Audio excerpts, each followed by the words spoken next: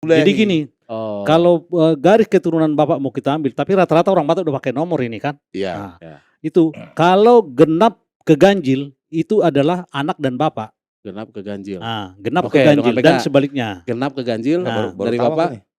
itu Bapak Bapak. atau anak. anak. Nah, Oke. itu tadi bapak tua. Nah, tapi kalau genap ke genap ataupun ganjil ke ganjil itu pasti opung dan pahopu. Oh, benar juga tuh.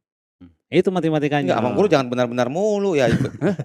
Paham nggak ini? Nah, itu misalnya kayak Pokoknya kita tadi nih. kan urutannya udah Iya, tahu. Kayak kita nih. Bukan Nah. harusnya Abang Guru tanya. Tadi Abang Guru ini bilang ganjil ke ganjil. Ganjil ke ganjil atau Berarti genap kan ke genap. udah ngelengkap berapa level kan? Iya. Satu level Satu lah. level. Satu level atau dua level. Misalnya kayak tadi, Oh. dia nomor Aku nomor 16. aku nomor 14. Berarti Berarti genap ke opung genap. anak, Genap opung ke anak.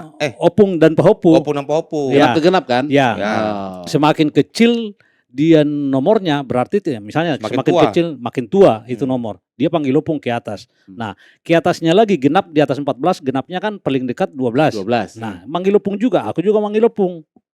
Itu. Tapi kalau nomor 15 kan panggil 16 ke 16. Anak. panggil enggak. Dia kan nomor 16. Ah. Nah, Ke 15 lah, ke 15. ke 15 panggil bapak kan? Bapak, Ya, betul. Panggil bapak. 15 ke aku ke genap juga Bapak. ya, bapak. Bapak. Nah, itu. Jadi ganjil ke genap ataupun genap ke ganjil itu pasti anak dan bapak. Oke.